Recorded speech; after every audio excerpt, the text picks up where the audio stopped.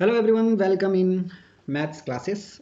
Ninth standard से maths 1 lesson number 4 हम लोग रेशियो एंड प्रपोर्शंस डिस्कस करने वाले हैं। Welcome everybody, my self Harikesh Ashok Dubey. आज मैं आपके साथ मैथ्स का lesson number 4 ratio and proportion discuss करूंगा। तो मैं आपको बता देना चाहता हूँ इस लेसन में हम क्या पढ़ने वाले हैं। इसमें हम रेशियो देखेंगे, प्रॉपर्टीज ऑफ रेशियो देखने वाले हैं, ऑपरेशंस ऑन इक्वल रेशियो देखेंगे, थ्योरम ऑफ इक्वल रेशियो देखने वाले हैं, कंटिन्यूड प्रपोर्शन और के मेथड देखेंगे। तो बिना समय गवाए हम शुरू करते हैं। सबसे पहले हमने यहाँ पे एक एग्जांपल ले रखा है। The rava laddoos prepared by Vimal are very tasty, for which she takes 1 bowl of ghee, 3 bowls of rava and 2 bowls of sugar. Vimal बनाती है रवा का लड्डू, तो काफ़ी टेस्टी बनाती है। अब वो रवा का लड्डू बनाने के लिए उसे 1 बाउल घी लगता है, 3 बाउल उसको रवा लगता है और 2 बाउल उसको शुगर लगता है। अब यहाँ पे आपको रवा और शुगर का प्रपोर्शन दे रखा है। रवा और शुगर का प्रपोर्शन क्या है? 3:2 या 3/2।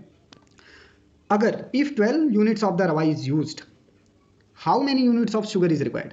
क्या कह रहे हैं कि अगर आप 12 रवा का बाउल्स यूज कर रहे हो, यहाँ पे आपने कितना यूज किया? 3 रवा का बाउल्स यूज किया, तो 3 के लिए आपको 2 लगे। 3 के लिए यहाँ पे रवा और शुगर का प्रपोर्शन दे रखा है, 3 के लिए आपको 2 लगता है। तो 12 के लिए, 12 रवा के लिए, 12 रवा के बाउल्स के लिए आपको कितना शुगर लगेगा, कितने शुगर के बाउल्स लगेंगे? तो यहाँ पे एक सिंपल मेथड है। 3 के लिए आपको 2 रवा का बाउल्स लगा, तो 12 के लिए आपको कितना लगने वाला है? एक सिंपल सा कंसेप्ट है, इसे आप ध्यान में रखिए। तो x मैं मान लूंगा, यहाँ पे x आ गया मेरे पास। ये जो x है ये मेरा रिक्वायर्ड क्वांटिटी ऑफ शुगर है। कितना मुझे शुगर चाहिए ये मुझे x से पता चलेगा। ठीक है, तो यहाँ पे देखिए हमने वो स्टेटमेंट लिख रखा है, let the number of the bowls of a sugar required be x। मान लीजिए आपको कितना शुगर लगने वाला है? x बाउल्स ऑफ शुगर लगने वाला है। अब हमने यहाँ पे रेशियो ले लिया है 3:2 एंड 12:x। 3 के लिए 2 लगा, तो 12 के लिए कितना लगने वाला है? सिंपल सा कंसेप्ट है, इतना आपको ध्यान में रखना है। अब मैं इसका यहाँ पे रीअरेंजमेंट कर दूंगा, x यहाँ चला जाएगा और 2 यहाँ आ जाएगा। रीअरेंजमेंट के बाद मेरा स्टेटमेंट कैसा बनेगा? 3x is equal to 12 into 2, 12 2 जा 24, तो हमने यहाँ पे 24 ले रखा है। ओके, अब ये जो 3 है, आप यहाँ पे 3 देख रहे हैं, वो इज इक्वल टू के इस तरफ आएगा, यहाँ पे आएगा, इज इक्वल टू के इस तरफ आएगा और डिवाइड कर देगा। तो मुझे क्या मिलेगा? x is equal to 24 divide by 3। अब हमें पता है 3 8 जा 24, 3 के टेबल अगर मैं 8 टाइम्स पढ़ूँ तो 24 आता है। यहाँ पे मुझे x की वैल्यू मिल गई 8, यानी जब मैं 12 बाउल्स ऑफ रवा लूंगा तो उसके लिए मुझे 8 बाउल्स ऑफ शुगर लगेगा। इसके लिए स्टेटमेंट कैसा लिखना वो देख लीजिए। That is for the preparation of the laddoo with 12 units of rava required 8 units of sugar. ये वो लड्डू बनाने के लिए है कि अगर आपको 12 रवा का बाउल्स लग रहा है तो इसके लिए आपको 8 रवा का 8 शुगर के बाउल्स लगेंगे। इसका एक अल्टरनेट मेथड है, अल्टरनेटिवली में हम इसे सॉल्व कर सकते हैं। अल्टरनेटिव मेथड ये है, दूसरा तरीका है इसको सॉल्व करने का। We can solve the above example in the following ways. हम इसको इस तरीके से भी सॉल्व कर सकते हैं। 3 बाउल्स है रवा का, 2 बाउल्स है शुगर का, 3k। अब हम यहाँ पे k इंट्रोड्यूस करेंगे। 3k बाउल्स हैं हमारे पास रह गए। इनिशियली मेरे पास 3 बाउल्स थे, बट अब हम यहाँ पे k इंट्रोड्यूस कर दे रहे हैं। हाँ, तो 3k बाउल्स हैं रवा के, 2k बाउल्स हैं शुगर के। तो अब मैं इसे कैसे लिखूंगा? 3k bye 2k। k common है तो मैं निकाल दूंगा, तो मुझे क्या मिलेगा? 3/2। अगर 3k इज इक्वल टू 12 है, हमने माना कि 3k इज इक्वल टू 12, तो k की वैल्यू मिल गई मुझे। यहाँ पे मैं 3k इज इक्वल टू 12 लिख लेता हूँ। 3 रवा का बाउल, देखिए ये आगे ही आगे है। हाँ, मतलब यहाँ पे जो मैंने लिया था वो सेम है, 3/2 था तो 12/x था। तो 3 रवा के बाउल्स के लिए 2 शुगर के बाउल्स लग रहे थे, तो वैसे ही 12। अब हम यहाँ पे k इंट्रोड्यूस कर रहे हैं, बस ये वाला इतना आपको ध्यान में रखना है, यहाँ पे k लगा के यूज करना है। तो 3k is equal to 12k हो गया। अब 3 यहाँ पे आके 12 को डिवाइड करेगा, तो k इज इक्वल टू 4 आ गया। k क्या आ गया? 4। अगर 4 को मैं 2 से मल्टीप्लाई कर दूँ ना, यहाँ पे 2k है यहाँ पे हमारा, आप यहाँ पे देख सकते हैं 2k, here is already 2k given. तो 2 multiply by 4 is equal to 8। ये अनदर मेथड है, ये k के साथ है। दिस इज अल्टरनेटिव मेथड में आप k यूज कर सकते हो। This is the balls of the sugar required for making laddoo. Okay, no अब यहाँ पे हमारे पास क्या है? नेक्स्ट है रेशियो एंड प्रोपोर्शंस। गाइस, आपको रेशियो एंड प्रोपोर्शंस निकालना आना बहुत जरूरी है। अभी तक हमने जो रेशियो एंड प्रोपोर्शन देखा वो कितने नंबर्स के लिए देखा? 2 नंबर के लिए। हम इसे 3 या उससे ज़्यादा नंबर के लिए भी ले सकते हैं। ठीक है, मेरे पास कितनी चीज़ें थी लड्डू बनाने के लिए? घी था, रवा था और शुगर था। ठीक है, तो अब इन तीनों का प्रोपोर्शन मैं लूंगा। घी के लिए 1 ले लूंगा, रवा के लिए 3 ले लूंगा एंड शुगर के लिए 2 ले लूंगा। ये जो प्रपोर्शन है घी का, रवा का 1:3 है। अगर मैं इन दोनों का प्रपोर्शन निकालना चाहूँ तो क्या आएगा? 1:3। 1 बाउल घी के लिए 3 बाउल्स मुझे रवा लग रहा था। ठीक है, और 3 बाउल्स रवा के लिए, अगर मेरे पास 3 बाउल्स रवा हैं तो 2 बाउल्स शुगर लग रहे थे। अब यहाँ पे हम प्रपोर्शन कैसे लिख सकते हैं तीनों का, घी, रवा और शुगर का 1:3:2 लिख सकते हैं। अगर मैं के बाउल्स ऑफ घी लूंगा तो मुझे 3 के बाउल्स ऑफ, अब के लगा दे रहा हूं मैं यहाँ पे, क्या इन तीनों के साथ ही मुझे के लगा देना है। 1 के घी तो 3 के रवा एंड 2 के शुगर। अब इन तीनों के साथ ही मैंने के इंट्रोड्यूस कर दिया, तो जब मुझे 1 के बाउल्स ऑफ घी लग रहा था तो उसी समय 3 के बाउल्स ऑफ रवा लग रहा था एंड 2 के बाउल्स ऑफ शुगर लग रहा था। अब मुझे 12 के लिए निकालना है, सेम विद द के मेथड। के मेथड से हमें 12 के लिए निकालना है, तो मैं कैसे निकालूंगा, देखिए सिंपल है। How much quantity of ghee and sugar is required. अब मुझे 12 बाउल्स ऑफ रवा मिले हैं। कितने बाउल्स ऑफ रवा मिले हैं, 12 बाउल्स ऑफ रवा मिले हैं। मुझे घी पता लगाना है कि कितना घी लगेगा और शुगर पता लगाना है कितना शुगर लगेगा। ठीक है, चलिए फिर फाइंड करते हैं। 3k इज इक्वल टू 12, हमने पता लगाया कि 3k ये हमारा फिक्स्ड प्रपोर्शन है, इसमें बस मैंने k इंट्रोड्यूस किया है और उसमें 12 मुझे बाउल्स रवा है मेरे पास, तो k इज इक्वल टू 4 हो गया। k इज इक्वल टू 4, तो 2k यानी कि 8, मुझे शुगर 8 बाउल्स लगने वाले हैं। और 1k यानी 1 इंटू 4 4, 4k 1 यानी घी, 2 यानी शुगर। ठीक है, तो 4 bowls of ghee and 8 bowls of sugar is required. बहुत ईजी है गाइस, आप इसे एक बार जरूर देखें। अब हमारे पास एक अनदर एग्जांपल भी है, काफ़ी ईजी है। अब ये 4 प्रपोर्शन, अब हम प्रपोर्शन को एक्सटेंड करेंगे अप टू 4 नंबर्स। अब कितने नंबर्स तक इसे एक्सटेंड करके हमें देखना है, प्रपोर्शंस को 4 या उससे ज़्यादा नंबर तक करना है। मान लीजिए आपके पास ABCD हैं, इनके प्रपोर्शंस आपको दे रखे हैं 2, 3, 7 एंड 4 विथ रिस्पेक्टिवली। हाँ, अब हमें क्या करना है, एक common, let us assume the number of the 2m, 3m, 7m, 4m from the given information. हाँ, अब हम इनके साथ एक कॉमन वर्ड ले लेंगे m। m हमारा सबके साथ क्या हो जाएगा, कॉमनली एक कॉमन मल्टीपल इनके साथ m ले रहा हूं मैं, हमारा एक कॉमन मल्टीपल इनके साथ क्या आ गया, m। m can be determined. अब मैं m का पता लगा सकता हूं, कैसे पता लगा सकता हूं मैं, इन सबको ऐड कर दूंगा मैं। 2 + 3 5, 5 + 4, अगर मैं 5 में 4 का एडिशन कर दूं तो इट्स बिकम 9, 9 + 7 इज 16m। हमारे पास कितना m आ गया, 16m आ गया। ओके, अब यहाँ पे क्या बोला है, if the sum of the 4 numbers is 48। अब ये 48 मुझे गिवन है, सो क्या बोला है, 16m इज इक्वल टू 48। हमने यहाँ पे इन सबको जोड़ा, मुझे क्या मिला, 16 मिला। अब इन्होंने पहले से ही मुझे गिवन दे रखा है कि अगर आप इन चारों नंबर को जोड़ोगे तो 48 मिलेगा, तो मुझे m की वैल्यू डिटरमाइन करनी है। तो मुझे क्या करना पड़ेगा, 16 को लाके 48 से डिवाइड करना पड़ेगा। तो क्या आएगा आंसर, 48 डिवाइड बाय 16, 3 जा 16, 3 जा 48, 0 आ गया। m इज इक्वल टू मुझे क्या मिल गया, 3 मिल गया। यहाँ हमारे पास m की वैल्यू क्या आ गई, 3। अब मुझे अगर 2m के साथ देखना है, 2 3 जा 6, a की वैल्यू क्या आई, a इज इक्वल टू 6, क्यों, क्योंकि a is equal to 2m दिया था। m की वैल्यू मुझे पता है 3 दे रखा है, तो मुझे 2 के साथ मल्टीप्लाई करना है 3 को, वी गेट द 6 आंसर। 3 3 जा 9, 7 3 जा 21 एंड 4 3 जा 12। सिमिलरली आप करके देख सकते हो, यहाँ पे आपको और कई एग्जाम्पल्स दे रखे हैं। ठीक है, अब यहाँ पे आपको एग्जांपल दे रखा है परसेंट के फॉर्म में। अब यहाँ पे हम एक प्रॉब्लम सॉल्व करेंगे with respect to the percent. ये जो प्रपोर्शन होता है, compound of nitrogen, phosphorus and potassium in certain fertiliser is 18 18 10। क्या बोल रहा है कि आपके पास एक फर्टिलाइजर है, फर्टिलाइजर यानी खाद, आपके पास खाद है, उस खाद के अंदर 3 चीज़ें हैं, नाइट्रोजन है, फॉस्फोरस है और पोटेशियम है। अब इस खाद के अंदर आपके पास नाइट्रोजन कितना है, 18, फॉस्फोरस कितना है, 18 एंड पोटेशियम कितना है, 10। पोटेशियम का 10 है। नाउ अब इसमें क्या बोला है, here the compound of nitrogen is 80%, compound of phosphorus is 18% and potassium is 10%, remaining part of other substance. Find the weight of each of the above compounds in 20 kg of fertiliser. आपको सबसे पहले question समझ के लेना पड़ेगा कि आपके पास जो फर्टिलाइजर है उसमें नाइट्रोजन 18, फॉस्फोरस 18 एंड पोटेशियम 10 है, ये उनका रेशियो है। नाइट्रोजन आपको 18% है, फॉस्फोरस आपका उसमें, फॉस्फोरस का कंपाउंड उसमें 18% है, पोटेशियम आपको 10% है, रिमेनिंग अदर सब्सटेंस है। अब आपको क्या पता लगाना है, फाइंड आउट करना है कि वेट ऑफ अबो कंपाउंड्स यानी nitrogen, phosphorus and potassium 20 kilo fertiliser में कितने होंगे। गॉट इट, यानी हमारे पास क्या है, 20 kg है, 20 kg में आपको 18% अगर नाइट्रोजन बोला है, मतलब कितना kg होगा वो कैलकुलेट करना है। ठीक है, तो 18 आपका 100 में था, 18%, गाइस देखिए हम परसेंटेज हमेशा 100 में निकालते हैं, तो वो 18 था कितने में, 100 में, 100 में वो कितना था, 18 था, ठीक है। तो अब वो 20 केजी में कितना होगा, इट्स इन केजी एक्स, तो ये 18 20 में कितना होगा ये आपको बताना है। क्रॉस मल्टीप्लाई कर देंगे हम, ये 20 18 के पास चले जाएगा मल्टीप्लाई होने के लिए, और ये आपका 100 x के पास चला जाएगा मल्टीप्लाई होने के लिए। तो हमारे पास क्या स्टेटमेंट बनेगा, 100x is equal to 18 into 20। अब ये 100 आके यहाँ पे इसको डिवाइड कर देगा सिंपली, तो हमें क्या मिलेगा, x is equal to 18 into 20 divide by 100। अब देखिए 20 का 0 और ये 0 कैंसिल हो गया, 2 5 10। अब आपको क्या करना है, 18 डिवाइड बाय 5 करना है। जब आप 18 डिवाइड बाय 5 करते हो तो आपको आंसर मिलता है 3.6। तो नाइट्रोजन उसके अंदर कितना है, 3.6 kg है।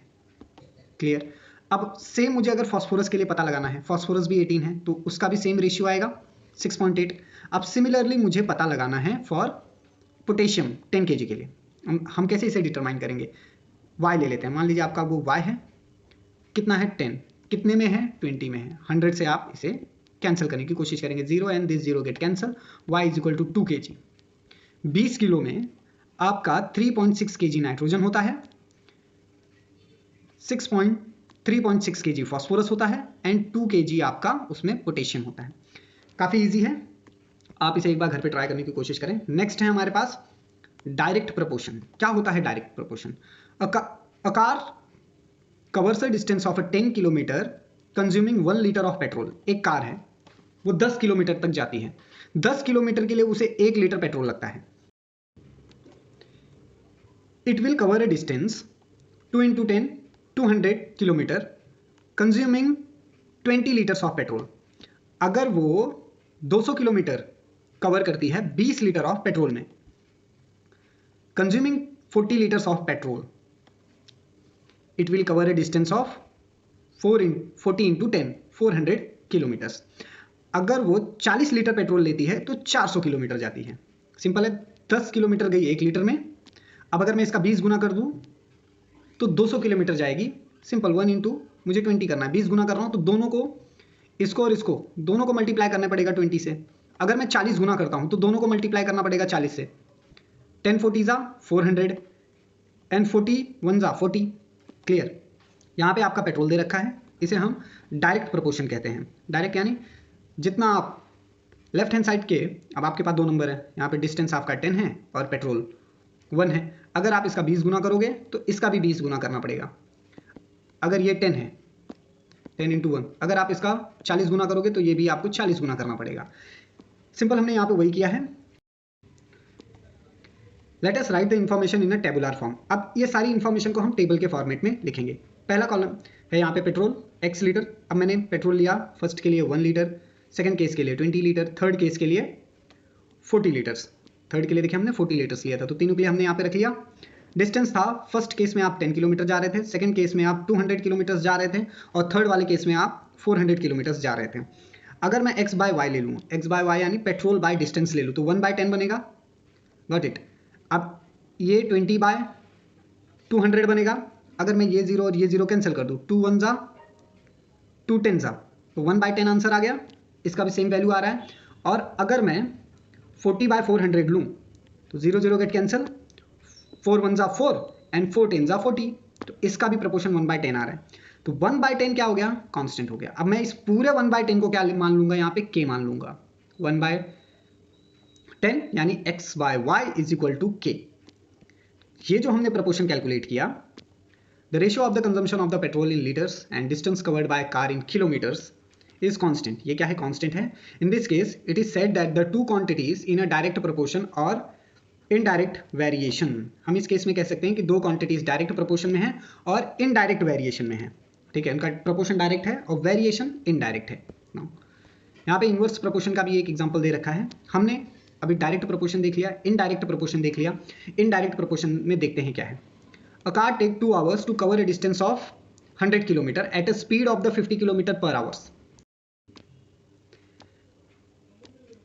एक कार है जो 2 घंटा लेती है डिस्टेंस कवर करने के लिए 100 किलोमीटर्स। कितने स्पीड में, 50 किलोमीटर पर आवर में। A bullock cart travel 5 kilometre in 1 hours। एक बैलगाड़ी है जो 5 किलोमीटर 1 घंटे में जाती है। To cover a distance of the 100 kilometre at a speed of the 5 kilometre per hours.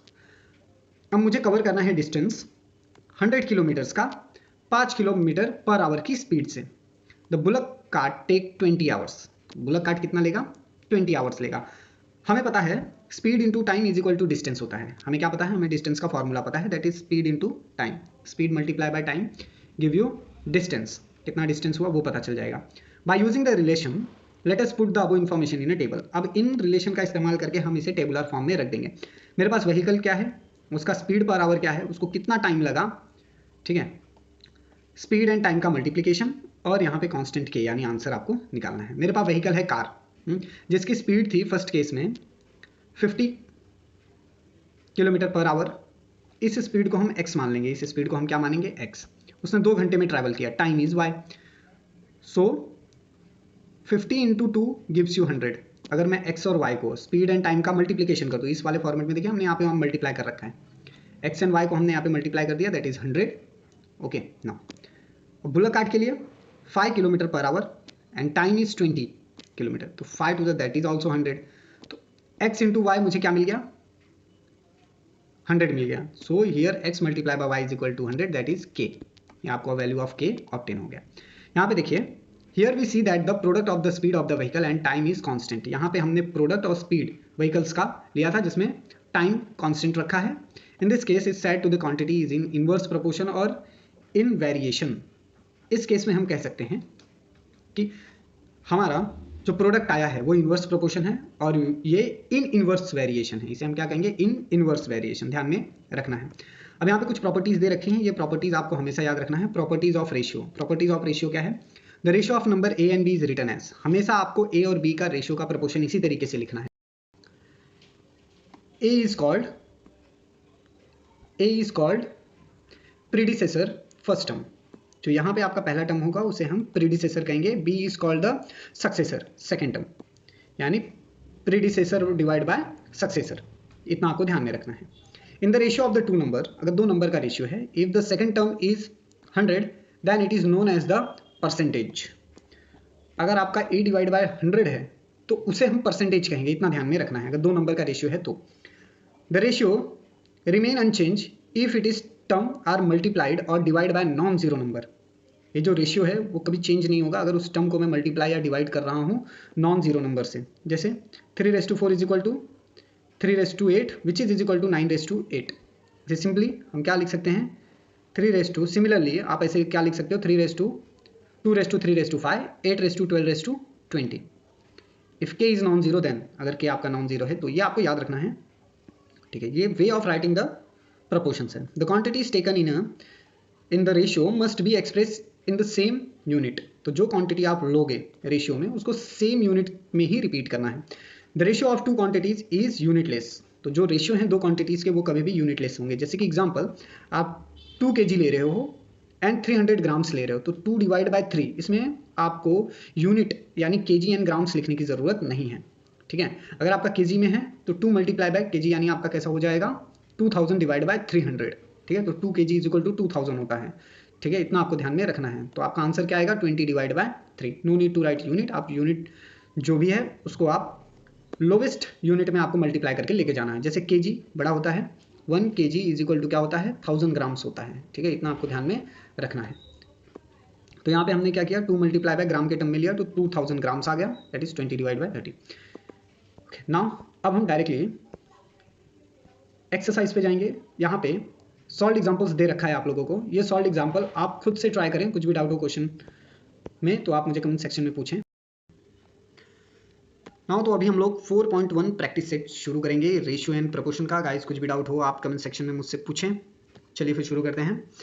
हमारे पास पहला क्वेश्चन है, question number 1, from the following pairs of a number find the reduce form of the ratio of a first number two the second number. अब मुझे इनका simply बोला है कि जो भी आपको पेयर्स ऑफ नंबर दिए हैं, ये मेरा first pair, 3 pairs of number हमें दे रखे हैं, इसमें से मुझे reduce form of the ratio का पता लगाना है। रिड्यूस फॉर्म मतलब क्या? What is mean by reduce form? Reduce form मतलब सबसे छोटी यूनिट। अभी अगर मैं 72/60 लेता हूं तो इसका सबसे छोटा यूनिट क्या होगा? ये क्वेश्चन मार्क है। मतलब ये तो नंबर काफी बड़े हैं ना, मैं इनको क्या सिंगल डिजिट में लिख सकता हूँ जिनमें इनका नंबर का मतलब भी चेंज ना हो और रिड्यूस फॉर्म भी आ जाए ना। मतलब इनसे छोटा रिड्यूस फॉर्म मुझे इनको निकाल के दिखाना है, ठीक है। तो हमारे पास 3 क्वेश्चन है यहाँ पे। 72 60 38 57 एंड 52 78। तो पहला हम देखेंगे 72/60 के लिए the reduce form of the first number two the second number. कैसे? देखिए मुझे 72/60 दिया है। क्या दे रखा है? 72/60। इन दोनों में अगर मैं कॉमन मल्टीप्लाई कर दूँ 12 से अगर मैं दोनों का मल्टीप्लाई करूँ तो आंसर देखिए मुझे क्या मिलेगा। 12 मल्टीप्लाई बाय 6 अगर मैं देखता हूँ तो मुझे आंसर मिलता है 72। ओके, एंड 12/5 करता हूँ तो मुझे आंसर मिलता है 60। क्लियर? तो मैंने क्या किया, इसको थोड़ा सा स्प्लिट किया है। हमने यहाँ पे 72 को स्प्लिट कर लिया 12 इंटू 6 में, एंड 60 को स्प्लिट कर लिया 12 इंटू 5 में। अब ये हमने स्प्लिट किया कैसे वो समझेंगे।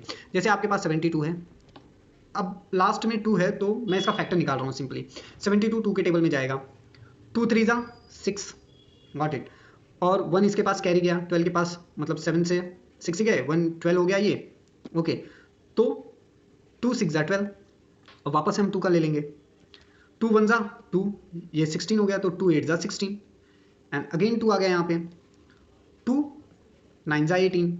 ओके, तो अब यहाँ पे 3 लेना पड़ेगा मुझे, 3 3 जा 9 एंड 3 1 जा 3। अब मुझे 72 के फैक्टर्स क्या मिल गए, देखो यहाँ पे मैं यहाँ पे लिख लेता हूँ। 72 के लिए लिखूंगा मैं, सिंपली लिख लूँगा 2 इंटू 2 इंटू 2 इंटू 3 इंटू 3। अगर मैं इनको लेता हूँ तो मुझे 72 मिल जाएगा। Got it now. अब हम क्या करेंगे, सिमिलरली हम पता लगाने की कोशिश करेंगे 60 के लिए। 60 के लिए चलिए देख लेते हैं क्या होता है। 60 का भी हमें फैक्टर निकाल लेना है, तो हमें पता चलेगा 12 आया कैसे। 60 के लिए देख लीजिए, 60 ये भी 2 के टेबल में जाएगा। 2 3 जा 0 का 0, 2 15 जा, देन 5 5 3 जा, या आप 3 भी ले सकते हो, नो इशू। 3 5 जा भी ले सकते हो, 5 3 जा भी ले सकते हो। तो हम पहले 3 ले लेंगे, छोटे नंबर से शुरुआत करेंगे हम। 3 5 जा 15, 5 1 जा 5। अब मुझे 60 के लिए क्या मिल गया, 2 इंटू 2 इंटू 3 इंटू 5। मुझे ऐसे नंबर्स देखने हैं जो इनमें मुझे कॉमन मिल जाए। तो देखिए मुझे ये 2 कॉमन मिल गए, ये 2 कॉमन मिल गए, और ये 3 कॉमन मिल गया। तो मुझे कॉमन नंबर्स क्या मिला, 2 इंटू 2 इंटू 3 मिल गया। ठीक है, एंड बाकी के नंबर कॉमन नहीं है तो हम उसको लेंगे नहीं, उसको हम क्या करेंगे, यहाँ से रफ कर देते हैं। हाँ, तो हमें जो कॉमन नंबर्स मिला, हम उन कॉमन नंबर्स को लेके आपस में मल्टीप्लाई कर देंगे। तो 2 2 जा 4 एंड 4 3 जा इज 12। अब आपको समझ में आया यहाँ पे 12 कैसे आया। सिंपली हमने फैक्टराइजेशन मेथड की मदद से यहाँ पे 12 डिटरमाइन कर लिया है। नाउ हाईएस्ट कॉमन मल्टीपल्स का हमने यूज़ किया और 12 डिटरमाइन कर लिया है। 12 आ गया, ये दोनों कॉमन था तो हम इसको निकाल सकते हैं। अब 12 6 जा 72 आ गया, एंड 12 5 जा 60 आ गया। क्लियर? तो अब ये दोनों 12 कॉमन था तो हम इसको निकाल देंगे। तो लोवेस्ट, सबसे जो सिंपलेस्ट यहाँ पे रिड्यूस फॉर्म क्या आया, सबसे लोएस्ट नंबर 6/5 आया। तो हम यहाँ पे आंसर लिख देंगे 6/5। 6/5 is our reduce form of the ratio of a first number. First number का ये पहला नंबर था, हमारा दूसरा नंबर क्या आया, 6/5। सिमिलरली आपको 38 एंड 57 के लिए भी फाइंड आउट करना है। तो जैसे ही आपको नंबर लिए मिला, आप उसका फैक्टर निकाल लो। 37 एंड यहाँ पे हमारे पास क्या है, 38 एंड 57। 38 का अगर मैं फैक्टर निकालूँ तो ये 2 के टेबल में जाएगा। 2 1 जा 2 9 जा 18। Clear now? और 19 के ही टेबल में आता है, 19 1 जा 19। अब अगर मैं 57 देखूँ तो 57 हमारा 3 के टेबल में जाएगा। 3 1 जा 3, 2 कैरी गया, एंड 3 9 जा 27। अब ये भी मेरा 19 के टेबल में जाएगा। 19 खुद अपने ही टेबल में जाता है, 19 1 जा 19। तो मुझे इन दोनों ही केस में 19 कॉमन फैक्टर मिला। हमें क्या मिला, 19 is our common multiple.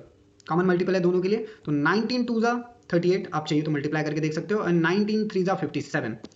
Okay, तो 19 कॉमन था, हम इसे बाहर निकाल देंगे। तो 2/3 रिड्यूस फॉर्म क्या आया इस रेशियो का, second number, that is 2/3। Friends, आपके लिए 52 एंड 78 ये होमवर्क है। आप इसका फैक्टर निकालोगे, मैं आपको आंसर यहीं पे बता दे रहा हूँ। द आंसर इज, देखिए 26 कॉमन आया, तो 2/3 इज योर आंसर। अब आपको ये पता लगाना है कि 26 आया कैसे। बट इट बहुत ईजी है, मैंने अभी आपको दिखाया कैसे निकालना है 26। आप सिंपल फैक्टर फॉर्म फैक्टराइज कर सकते हो, एलसीएम की मदद से आप नंबर डिटरमाइन कर सकते हो। ओके नाउ हमारा सेकंड क्वेश्चन है, find the reduce form of the ratio of a first quantity to the second quantity. अब मुझे क्या करना है, रिड्यूस फॉर्म पता लगाना है रेशियो का, पहले क्वांटिटी से दूसरे क्वांटिटी तक। पहला क्वेश्चन है हमारा 700 रुपीज़ टू 308 रुपीज़। क्लियर ना। अब यहाँ पे वेरियस क्वेश्चन हैं, इनमें से कुछ आप लोगों को होमवर्क मिलने वाला है और कुछ हम यहाँ पे डिस्कस करेंगे। ठीक है, जो क्वेश्चन आपको नहीं समझे आप मुझे कमेंट सेक्शन में ज़रूर पूछें। चलिए हम हमारे पहले क्वेश्चन की तरफ बढ़ेंगे। हमारा पहला क्वेश्चन है, इसको हमें रिड्यूस फॉर्म निकालना है first quantity to second quantity. ठीक है ना। The reduce form of the ratio is 700 rupees and 308 rupees is क्या है, 700 डिवाइड बाय 308 रुपीज़। 700 रुपीज़ को मैं किससे डिवाइड कर दूंगा, 308 रुपीज़। ठीक है, अब इसका मुझे रिड्यूस फॉर्म निकालना है। कैसे निकालेंगे, सिंपल है। 700 का मैं क्या करूँगा, सबसे पहले हम क्या करेंगे, इसका फैक्टर निकाल लेंगे। Got it. तो चलिए 700 का फैक्टर निकाल लेते हैं। 2 के टेबल में जाएगा, 2 3 जा 6, 1 आ गया, 2 5 जा 10 एंड 0 एज सच। ये भी आपका 2 के टेबल में जाएगा। ठीक है, अब यहाँ पे 2 1 जा 2, 15 हो गया, 2 7 जा 14, 1 वहाँ चला गया तो 10, 2 5 जा 10। अब ये सिंपल है, 5 के ही टेबल में जाएगा तो हम यहाँ क्या ले लेंगे, अब 5 ले लेंगे। 5 3 जा 15, 25 हो गया, ये 2 कैरी गया 5 के पास तो दैट्स बिकम 25। 5 5 जा 25। ओके, ये भी आपका 5 के टेबल में जाएगा। 5 7 जा 35 एंड ये आपका 7 के टेबल में जाएगा। 7 1 जा 7। तो ये हमने फैक्टर निकाल लिया 700 का। ऐसे ही आपको 308 का भी फैक्टर निकालना है। 308 का फैक्टर निकाल लेते हैं। यहाँ पे 2 1 जा 2, 1 कैरी गया, 2 5 जा 10 एंड 2 4 जा 8। अगेन हम यहाँ पे 2 का टेबल लेंगे, 2 7 जा 14 एंड 2 7 जा 14। अब 77 7 के ही टेबल में जाएगा, 1 1 टाइम्स। 11 11 के ही टेबल में जाता है 1। क्लियर। अब इसमें मुझे कॉमन देखिए क्या मिला है, एक 7 कॉमन मिला, वेरी गुड। 2 2 कॉमन्स मिले हैं। ओके, तो हम इसको साइड में लिख लेंगे। 2, ये दोनों 2 चले गए, 2 फिर से ये 2 मैंने लिख दिया और ये 7 7। तो टोटल हाईएस्ट कॉमन फैक्टर मुझे मिला है 2 × 2 × 7। क्या होता है, 7 2 जा 14 एंड 14 2 जा 28। तो हमें यहाँ पे कॉमन फैक्टर क्या मिला है, common multiple, that is 28। Now अब हमें यहाँ पे क्या मिल गया, 28 कॉमन मिल गया। 28 25 जा दैट इज 700 एंड 28 11 जा that is 308। Break the expression in order of the simplify if it further. अब हमसे जो कॉमन था हमने उसको हटा दिया, 25/11, मतलब ये आपके पहले वाले क्वेश्चन जैसा ही है। हमारा सेकंड क्वेश्चन है, reduce form of the ratio 14 rupees and 12.40 rupees. अब मुझे इनका रिड्यूस फॉर्म निकालना है, 14 रुपये का और 12.40 रुपीज़ का। यहाँ पे मैंने 14 रुपीज़ ले लिया और यहाँ पे 12.40 रुपीज़ ले लिया। हम क्या करेंगे, न्यूमरेटर और डिनोमिनेटर को मल्टीप्लाई बाय 100 करेंगे। अगर मैं यहाँ पे मल्टीप्लाई बाय 100 कर देता हूँ यहाँ पे भी, तो मेरा 14 rupees become 1400 and 12.40 rupees become 1240 rupees. अब हमें क्या करना है, divide the numerator and denominator by 10। अब इन दोनों को ही डिवाइड बाय 10 करना है। जैसे ही दोनों को डिवाइड बाय 10 करूंगा तो एक एक जीरो दोनों के पीछे से हट जाएगा। तो ये 1400 से 140 बन जाएगा, ये 1240 से 124 रुपीज़ बन जाएगा। अब इन दोनों का ही मैं कॉमन मल्टीपल निकालूंगा। 140 का 2 से लेना है और आप लोगों को इस बार आंसर कमेंट में करके दिखाना है। काफ़ी इजी है, 2 के टेबल में जाएगा दोनों ही। तो 2 7 जा 14, 0 एज सच, 2 6 जा 12, 2 2 जा 4, हम ले सकते हैं वापस से, ये दोनों ही 2 के टेबल में जाएंगे। 2 3 जा 6, 1 आया 5, 35 हो गया। अब ये मैं 5 के टेबल से ले सकता हूँ, 5 7 जा 35, 7 1 जा 7। यहाँ पे 2 3 जा 6, 2 1 जा 2, 31 आपका ओनली किस टेबल में जाएगा बताइए। एग्जैक्टली 31 सिर्फ 31 के ही टेबल में जाएगा। 31 1 जा 31। अब यहाँ पे अगर मैं इन दोनों ही नंबर्स में कॉमन मल्टीपल देखूँ तो 2 2, ये कॉमन मिल गया, दूसरा 2 2, ये दूसरा कॉमन मिल गया। तो हमें कॉमन मिला 2 × 2 दैट इज 4। तो कॉमन मल्टीपल क्या आया, 4 4 35 जा 104 एंड 4 31 जा 124। अब आप सोचेंगे ये 35 एंड 41 कहाँ से आए। सिंपल है गाइस, देखिए जैसे आपका 140 दिया हुआ है ना, आप उसको डिवाइड कर दो कॉमन मल्टीपल 4 से। 4 का टेबल लीजिए, 4 3 जा 12, गॉट इट। तो यहाँ पे आपको 2 0 आ गया एंड 4 5 जा 20, 0 0। तो 4 multiply by 35 is equal to 140। Clear. तो जैसे ही आपको कॉमन मल्टीपल मिले, आप उस कॉमन मल्टीपल से गिवन नंबर को डिवाइड कर दो, तो जो आंसर आएगा वो आप मल्टीप्लायर फॉर्म में लिख सकते हो। तो मैंने क्या किया है, in short break the expression in order of the simplify it's further. Okay, हमने ब्रेक किया। नाउ थर्ड वाला भी सेम है, आपको मल्टीप्लाई करके आंसर निकाल देना है। फोर्थ वाला ईयर्स के ऊपर बेस है, तो हम ये फोर्थ वाला डिस्कस कर लेंगे। थर्ड वाला गाइज आप लोग के लिए क्वेश्चन है, कंफ्यूज नहीं होना है आपको, जैसा फॉर्मेट बताया है उसी फॉर्मेट में आंसर डिटरमाइन करना है। This is a very easy, आप आसानी से कर सकते हो, बस आपको एक बार खुद से ट्राई करने की कोशिश करनी है। वीडियो को पॉज कर लें, राइट डाउन कर लें, कुछ भी डाउट हो कमेंट सेक्शन में पूछें। चलिए ना, अब हमारे पास क्या है यहाँ पे question number 4, 3 years which is equal to 3 into 12 that is 36 month. तीन देखिए, एक साल में 1 ईयर में कितने मंथ होते हैं, 12 मंथ होते हैं। अगर मैं 3 साल की बात करूँ तो 1 इज इक्वल तो 3 इंटू 12 करना पड़ेगा, दैट इज आंसर 12 1 12, 12 2 24 एंड 12 3 36। तो आंसर मेरा 36 मंथ आया। ठीक है, तो 3 ईयर्स में कितने मंथ हो गए, 36 मंथ हो गए। ओके, 3 ईयर्स 4 मंथ यानी टोटल 40 मंथ्स हो जाएंगे। 5 ईयर्स यानी 60 एंड 8 मंथ अगर मैंने ऐड कर दिया उसमें तो 68 मंथ हो जाएगा। तो reduce form of the 40 month and 38 month, ये क्या आएगा, 40 divide by 38 that is 4 common आ गया, 4 multiply by 10, 40 and 4 multiply by 70 is 38। तो रिड्यूस फॉर्म, ये कॉमन को हटा देना है, 10 बाय 17। आप इसका फैक्टर की मदद से भी कर सकते हो, नो इशू, आप एक बार ट्राई करें। यहाँ केजी वाला हमने ऑलरेडी लिया है, 1 kg is equal to 1000 grams होता है, तो इतना आपको याद रखना है। 3.8 kg मल्टीप्लाई बाय 1000 अगर आप करते हो तो आंसर क्या आएगा, 3800 ग्राम्स। तो यहाँ पे हमने निकाल लिया है ऑलरेडी। रिड्यूस फॉर्म क्या आएगा, 3800 ग्राम और 19 के साथ आपका आएगा 1900 ग्राम्स। ओके, तो अब क्या होगा, यहाँ पे देखिए हमने यहाँ पे कॉमन फैक्टर निकाल लिया है, 19 1 जा 19 एंड 19 2 जा 38, 0 0 अगर मैं कैंसिल कर दूँ तो 2 बाय 1 आ गया answer. So breaked form is 2 by 1, आपको ध्यान में रखना है। 6th क्वेश्चन अगेन आपका टाइम के ऊपर आ गया है। ओके, 7 मिनट में कितने सेकंड्स होते हैं, देखो 1 मिनट में 60 सेकंड्स होता है, 1 minute is equal to 60 seconds. ठीक है, तो 7 मिनट में कितना होगा, 7 मल्टीप्लाई बाय आपको 60 करना पड़ेगा, आंसर आएगा 420 सेकंड्स। ठीक है, अगर 7 मिनट 20 सेकंड्स बोला है तो 420 में आपको अगेन 20 ऐड कर देना है, so it's become a 440 minutes. Clear, वैसे ही 5 मिनट को आपको मल्टीप्लाई करना है 60 के साथ, तो आपका आंसर आ जाएगा 300 सेकंड्स। 1 मिनट में आपको इतना ही याद रखना है कि 1 minute is equal to 60 second. इतना अगर आपको याद है तो आप कर सकते हो। 1 मिनट अगर मैं यहाँ पे 50 मिनट ले लूँ, मल्टीप्लाई करना है बस 60 के साथ, सो आंसर विल कम 360। उसमें बोला है 6 सेकंड और ऐड करना है, तो 306 सेकंड्स। तो अब मेरे पास दो आंसर आ गया, एक 440 आ गया, दूसरा 306 सेकंड्स आ गए।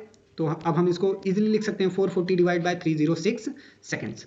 कॉमन फैक्टर निकालो, ठीक है, यानी फैक्टराइजेशन अगर मैंने किया तो 2 इज अ कॉमन।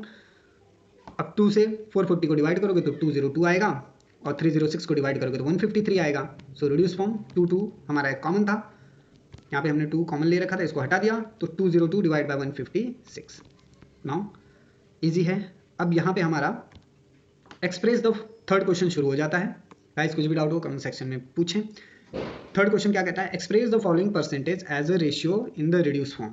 मुझे एक्सप्रेस करना है फॉलोइंग परसेंट रेशियो को रिड्यूस फॉर्म में, कैसे होगा, 75 डिवाइड बाय 100।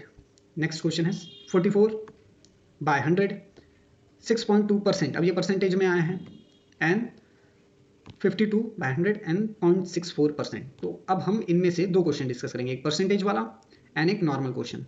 ठीक है, तो सबसे पहले देखिए ये इजी है, या अब भी हमने डिस्कस किया, वो सेम फॉर्मेट में है। आपको इनके लिए क्या करना है, फैक्टराइज करना है, तो आपको आंसर मिल जाएगा। काफ़ी इजी है, 75 5 के टेबल में जाएगा, 100 भी 5 के टेबल में जाएगा। ठीक है, दोनों से अगर 5 5 जा 25 आ गया, 25 3 जा 25 3 जा नथिंग बट 75 एंड 25 4 जा इट्स 100। ठीक है, परसेंटेज वाला हम एक क्वेश्चन देख लेते हैं। फर्स्ट सेकंड क्वेश्चन आप लोगों के लिए होमवर्क है, क्योंकि अभी तक हमने यही सेम फॉर्मेट डिस्कस किया है। गॉट इट, तो आप लोग को ये आना ही चाहिए। आप चाहिए तो वीडियो को पॉज करके राइट डाउन कर सकते हैं। थर्ड क्वेश्चन हम डिस्कस करते हैं, क्योंकि third question is quite different, ये थोड़ा सा अलग है। रिड्यूस फॉर्म 6.25% का क्या होता है। अब मुझे इसका रिड्यूस फॉर्म निकालना है। 6/2%, हमने अभी फॉर्मूला में पढ़ा कि अगर परसेंट लगाना है तो नीचे 100 लगा दो, देखो हमने 100 लगा दिया। अब इन दोनों को ही मल्टीप्लाई बाय 100 कर दो। अगर मैं इन दोनों को डिनोमिनेटर को मल्टीप्लाई बाय 100 कर दूं तो कितना आंसर आ जाएगा, 625 डिवाइड बाय 10,000, ये हमें कॉमन मिल गया। अब 625 1 जा 625 एंड 625 16 जा इज 10,000। अब ये कैसे पता चलेगा, देखिए आपको यहाँ पे इनका फैक्टर निकालना पड़ेगा। सिंपल है, हम सिर्फ परसेंटेज कन्वर्जन देखेंगे। यहाँ से तो आप लोगों के लिए ईजी हो जाता है। ओके, परसेंटेज कन्वर्जन में इतना ही था, परसेंटेज है तो डिवाइड बाय 100 करना है, बस इतना आप लोगों को ध्यान में रखना है। अब इसका फोर्थ क्वेश्चन के लिए आपको रिड्यूस फॉर्म निकालना है 52/100। देखिए क्या आता है।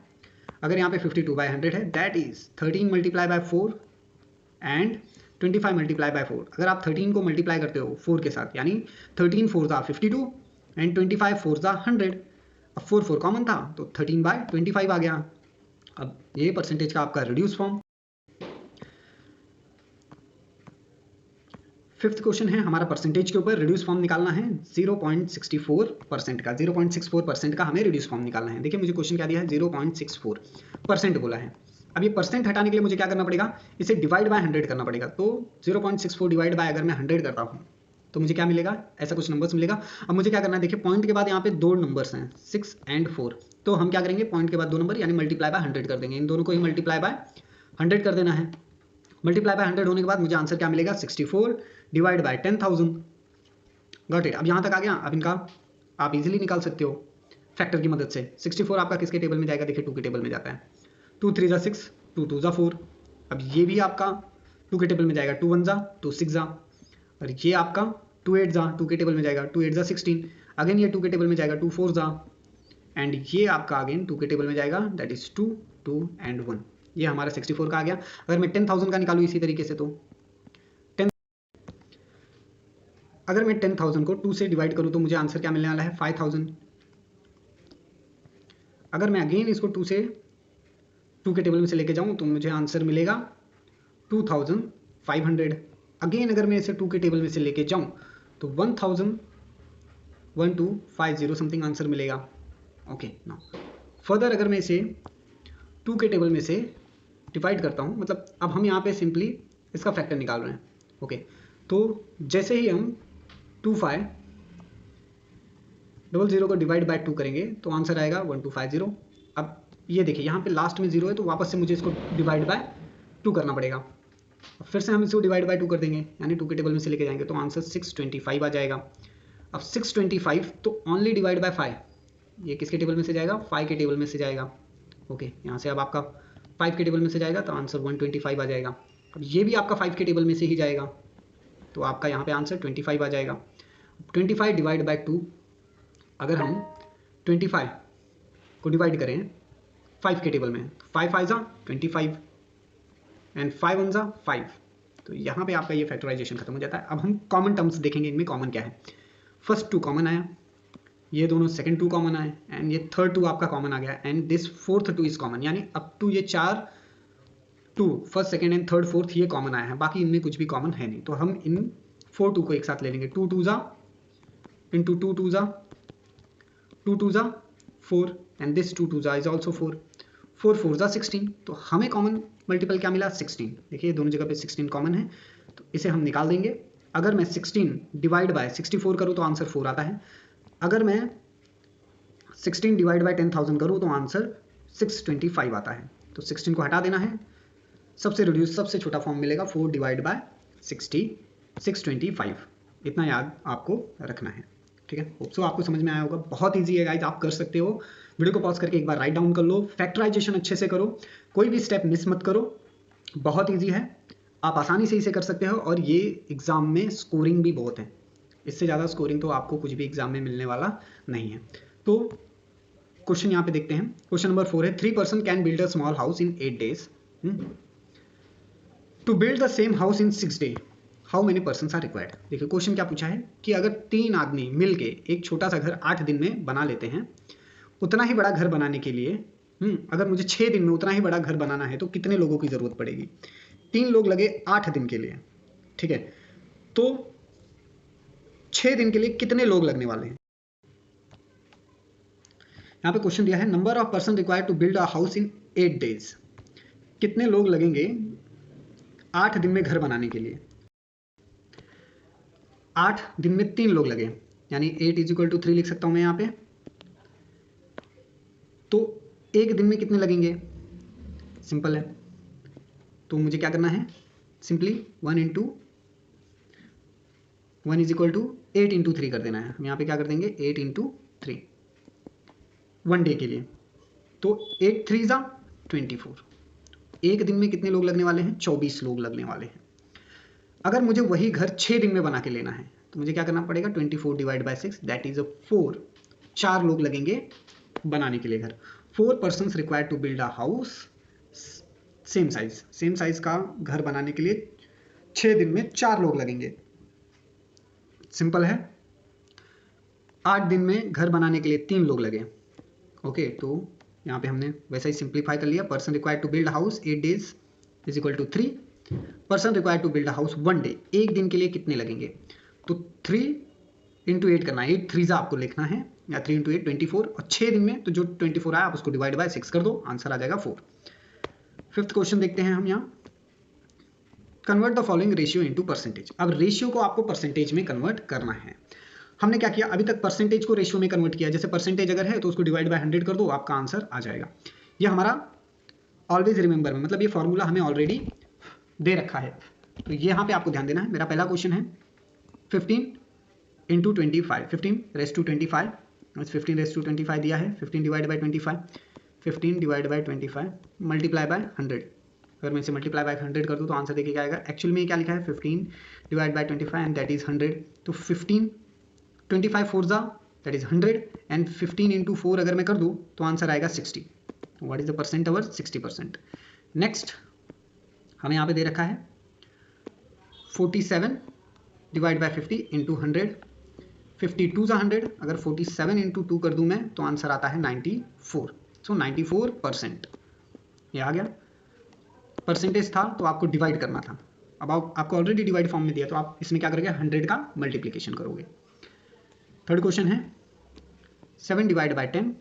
ओके, अब मैं इसको मल्टीप्लाई कर देता हूँ 100 से, कैंसिल। 7 10 जा 70, 70% आ गया। ओके ना, अब हमें यहाँ पे दिया है 564 divide by 600। Okay, 546 divide by 600 multiply by 100, ये 0 0 कैंसिल। अब 6 के टेबल में से आपको इसको लेके जाना है, तो टोटल आपका आंसर आएगा 91%। यहाँ पे आपको दे रखा है 91%। ओके, नेक्स्ट वाला आपके लिए होमवर्क है, आप घर से ट्राई करके आएँ। हमारा नेक्स्ट क्वेश्चन है क्वेश्चन नंबर 6। ओके, इसे हम यहाँ पे सॉल्व कर लेते हैं। The ratio of the age of Abha and her mother is 2:25. At the time of the Abha's birthday, her mother age is 27 year. Find the percentage age of the Abha and her mother. देखिए क्या बोला है कि as ratio दे रखा है आभा और उसकी मम्मी का, दैट इज 2:25। जब आभा का बर्थडे आया तो तब उसकी मम्मी 27 ईयर्स की थी। तो आपको आभा और उसकी मम्मी का हमें यहाँ पे क्या करना है, फाइंड आउट करना है present age of Abha and her mother. Abha और उसकी मम्मी का प्रेजेंट एज पता लगाना है। मान लो सबसे पहले हम यहाँ क्या करेंगे, let age of Abha is x year. मान लीजिए आभा कितने साल की थी, x ईयर्स की थी, ठीक है। Age of Abha's mother at her birthday is x + 27 years. Abha की मम्मी का एज आभा के बर्थडे पे x + 20 ईयर्स था। x क्या है, आभा का एज, ठीक है। उसमें 27 ईयर्स हमने ऐड कर दिया। अब रेशियो क्या मुझे मिला है 2:5। देखिए 2:5 हमें रेशियो मिला है। आभा एज आभास मदर एज यानी 2/5। अब हमने यहाँ पे x ले लिया है, that is Abha age, and x + 27 that is Abha's mother's age. Ratio दे रखा है 2/27। अब हम क्या करेंगे, सिंपली क्रॉस मल्टीप्लाई करेंगे। x के साथ 5 चला जाएगा, x × 5 that is become 5x, और ये x + 27 यहाँ 2 के साथ आ जाएगा, इज इक्वल टू 2 × x + 27। तो यहाँ पे 5x that is 2x plus आपका यहाँ पे 2 मल्टीप्लाई बाई 27 दैट इज 54। अब ये दोनों x हैं तो इन दोनों को एक साथ लेना पड़ेगा, 2x यहाँ पे आ जाएगा, यानी 5x - 2x that is which है, एंड 54 वैसे का वैसे यहाँ पे आपका 3x आ गया, that is divide by 54, and x divide by अगर मैं 54 करता हूँ, ठीक है, x is equal to 54 divide by 3। ये जो 3 है ये आपका इज इक्वल टू किस तरफ आ जाएगा, एंड 54 को डिवाइड करेगा। तो 54 डिवाइड बाई 3 आपको आंसर आने वाला है 18। तो हमने ऑलरेडी यहाँ पे राइट डाउन करके रखा है। So age of Abha is 18 year. Abha कितने साल की है? 18 साल की है।